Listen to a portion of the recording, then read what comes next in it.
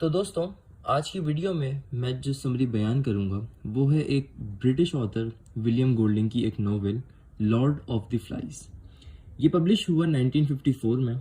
The best part is कि ये William Golding की पहली नॉवेल है and till now it's the very famous. William Golding ने इस नॉवेल में नेचुरल ह्यूमन बिहेवियर के बारे में बताया है कि अगर ह्यूमंस पे अगर कोई रिस्ट्रिक्शंस ना हो तो इंसान भी एक जानवर है। कहानी शुरू करने से पहले इसके मेन कैरेक्टर्स देख लेते हैं। सबसे पहला कैरेक्टर हमारे पास है राल्फ। सब बच्चों में एक बड़ा बच्चा और ताकतवर। द बेस्ट थिंग इज कि ये सब बच्चों पे हुक्म चलाने के बजाय यहाँ से निकलना कैसे है उस बारे में सोचता और कोशिश करता। Second character is piggy. Island में फंसे सब बच्चों में एक इंटेलिजेंट बच्चा, लेकिन इसे अस्थमा है जिसकी वजह से ये ज्यादा ताकतवर नहीं। ये राल्फ को पूरा सपोर्ट करता है हर मौके पे। थर्ड कैरेक्टर हमारे पास है जैक। बाकी सब बच्चों में ये वो लड़का है जिसको ताकत यानी पावर की लालच है, क्योंकि ताकत की बेस पे ये बच्चों को पनिश कर सकता है जो कि इसे बहुत पसंद है। फोर्थ कैरेक्टर हमारे पास है साइमन। ये बाकी सब में एक बहादुर बच्चा है जो राल्फ की मदद भी करता है शेल्टर्स बनाने में। ये वो वाहिद बच्चा है जो जंगल में अकेले जाने से नहीं डरता। ये कैरेक्टर्स काफी हैं कहानी समझने के लिए, तो लेट्स बिगिन द स्टोरी। तो कहानी इस तरह शुरू होती है कि कुछ इंग्लिश बॉयज एक आइलैंड में फंस जाते हैं। उनके साथ कोई एडल्ट नहीं होता। ये वर्ल्ड वॉर 2 का टाइम है और इसी वजह से इन बच्चों के प्लेन पे अटैक होता है और इन बच्चों का प्लेन क्रैश होके आइलैंड में गिर जाता है, जिसकी वजह से ये बच्चे यहाँ पे फंस जाते हैं। तो इस प्लेन में से निकले दो बच्चे जिनका नाम राल्फ और पिगी है। इन दोनों को एक कॉर्न शेल मिलता है। तो राल्फ ने जब वो कॉर्न शेल ब्लो किया एक हॉर्न की तरह, तो सब बच्चे एक जगह इकट्ठे हो गए। तो इन सब बच्चों में ये तय हुआ कि किसी एक को चीफ मुकर्रर करना चाहिए ताकि वो सबकी जिम्मेदारी ले सके। तो इसी दौरान जैक जो है वो पिगी का मजाक बनाने लगा, क्योंकि पिगी थोड़ा मोटा था इसलिए।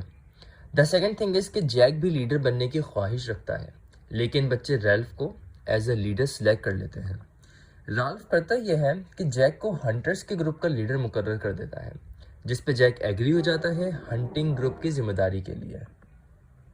यहाँ पे इन्होंने एक रूल बना दिया कि किसी ने अपनी कोई बात रखनी है या कुछ कहना है तो उसके पास एक कॉर्न शेल होना ज़रूरी है। तो इसी दौरान इनमें से एक बच्चा कहता है कि मैंने एक बीज देखा है जो कि बहुत ख़तरनाक है। तो राल्फ इसकी बात को टाल देता है कि ऐसा कुछ नहीं, ये सिर्फ तुम्हारा वहम होगा। इसके बाद होता यह है कि राल्फ सब बच्चों को सजेस्ट करता है कि हमें माउंटेन के टॉप पे चलना चाहिए ताकि वहाँ पे एक एरिया देख के आग जला सकें, जिससे फ़ायदा ये होगा कि अगर कोई प्लेन या शिप यहाँ से गुजरे तो आग का धुआं देख के हमें वो रेस्क्यू करने आ जाए। जो पिगी है वो ग्लासेस पहनता है, तो इसके चश्मे की मदद से राल्फ ने आग जलाई माउंटेन के टॉप पे। लेकिन हुआ ये कि किसी ने आग की तरफ ध्यान नहीं दिया और ये छोटी सी जगह पे लगाई हुई आग देखते ही देखते पूरे जंगल में फैल गई। तो जिस बच्चे ने एक बीज के बारे में बताया था वो इस आग में कहीं गायब हो जाता है। राल्फ को इस बात पे बहुत गुस्सा आता है कि ये इतने लापरवाह कैसे हो सकते हैं। राल्फ बहुत फ्रस्ट्रेटेड फील करता है क्योंकि सब बच्चे शेल्टर्स बनाने में भी उसकी मदद नहीं कर रहे थे। कुछ गिने चुने बच्चे थे जो उसकी मदद कर रहे थे, बाकी सब नासमझ खेल रहे थे। दूसरी तरफ जैक हंटर्स के ग्रुप को लीड कर रहा था। इसी के साथ साथ उसको जब भी मौका मिलता वो पिगी का मजाक जरूर बनाता। जैक और राल्फ के बीच में टेंशन बढ़ रही थी और इसी के साथ साथ आर्गुमेंट्स भी। तो राल्फ ने परेशान होकर एक जगह सबको बुला लिया चीज़ें ठीक करने के लिए, लेकिन बच्चे तो लापरवाह हैं। राल्फ के अलावा किसी को टेंशन नहीं थी और इसी बच्चों के नॉन सीरियस बिहेवियर के साथ ये मीटिंग एंड हो गई। सब बच्चे उस बीस्ट की बात करने लगे। तो इसी रात उसी आइलैंड पे दो प्लेन्स की आपस में लड़ाई हुई। उसमें से एक आदमी पैराशूट के सहारे माउंटेन की टॉप पे उस जगह के पास गिरा जहाँ पे इन लोगों ने आग जलाई थी फॉर सिग्नल पर्पस। तो कुछ छोटे बच्चों ने उस डेड बॉडी को देखा और डर के सीधा गए राल्फ और जैक के पास कि हमने भूत देखा। तो राल्फ और जैक गए देखने कि ये क्या कह रहे हैं। तो वहाँ पे राल्फ और जैक को कुछ नहीं दिखा, तो बाकी सबको बता दिया कि यहाँ कुछ नहीं, टेंशन नहीं लो।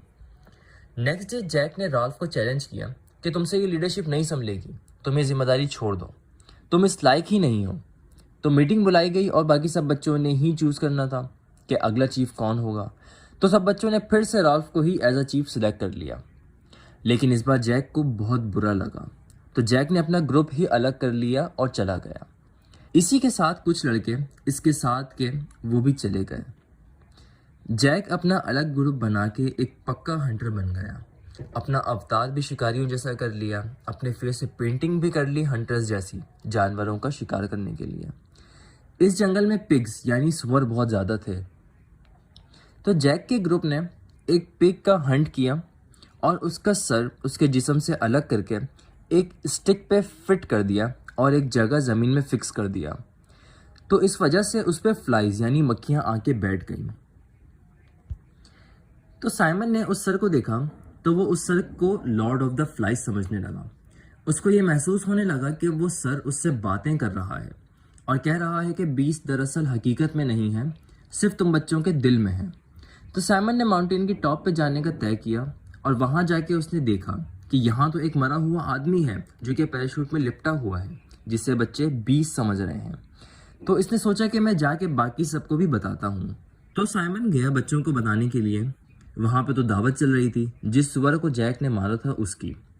तो जैसे ही साइमन वहाँ पे पहुँचा तो सब बच्चों ने साइमन को ही बीस्ट समझ लिया और उसको कत्ल कर दिया। तो राल्फ और पिगी को बहुत अफसोस हुआ।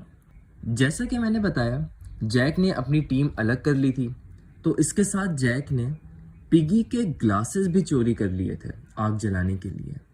अब राल्फ और पिगी दोनों गए जैक से चश्मा वापस लेने, तो जैक के लड़कों ने उन दोनों को पकड़ लिया। जैक की जो टीम थी उन्होंने अपना अड्डा ऊंचाई पे बनाया हुआ था। तो जैक की टीम का एक लड़का रॉजर, उसने ऊंचाई से एक बड़ा पत्थर ऊपर से फेंक दिया जो कि सीधा पिगी को लगा और पिगी मर गया। तो राल्फ को लगा कि ये लोग तो मुझे भी मार देंगे, तो उसने अपनी जान बचाने की कोशिश की और जंगल में झाड़ियों के पीछे छुप गया।